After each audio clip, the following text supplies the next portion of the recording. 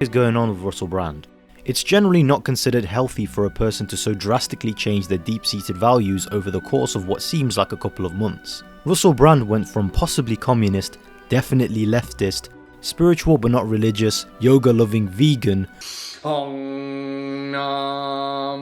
to converting to a very particular American flavour of evangelical Christianity, promoting steakhouses and holding prayer sessions on stage alongside Jordan, give him hell Netanyahu, Peterson, the most crude, least believable rebrand I think I've ever witnessed. I mean really crude. He's wearing a cowboy hat for sake. Now, of course, what I'm saying is not that there is an issue with his newfound faith or with Christianity. The issue is the pattern that followed. It's that he repeatedly deploys it in an effort to reconcile his radically deviating political beliefs by linking them to his conversion to Christianity. Now, my opinion is that unlike much of his old content where he focuses on spirituality and religion from an angle of self-improvement, rehabilitation, and personal development, Brand's conversion to Christianity does not fit this mold. Rather, in my opinion, his decision to do so was a political one. What I mean by this is that his previous political ideas are not mutually exclusive with being a Christian. Being a Christian, despite what Russell claims in this video, does not in any way, shape or form mean that you should be a Zionist. I do believe that Israel deserve a homeland and that the Jewish people have a homeland. I'm a Christian, so I do believe that.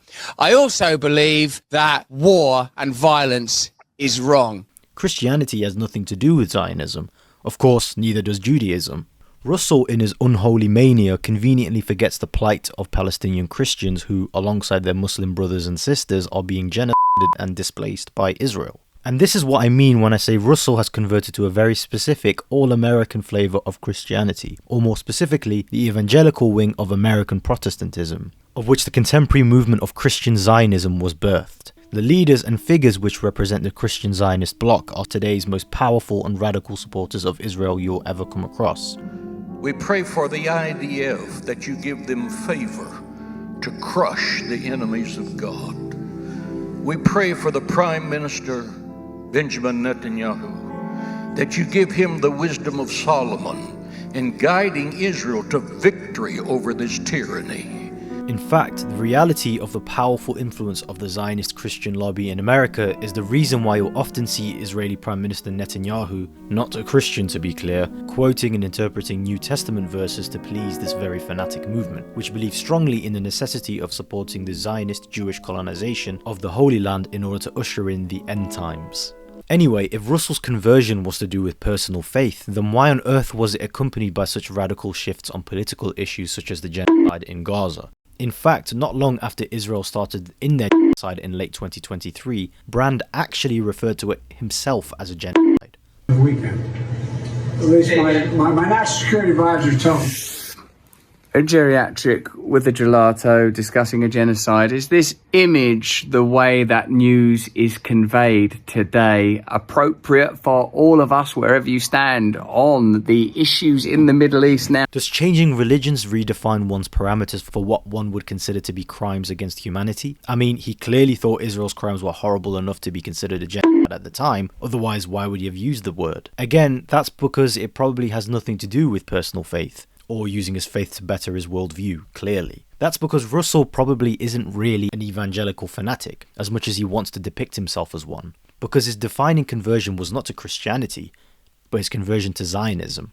I've become a Christian. I've been asked a lot about mentorship, and I've spoken to some very well-known and popular and brilliant members of the Christian community. For example, Nicky Gumbel has really helped me. I'm reading his Bible in 1 year.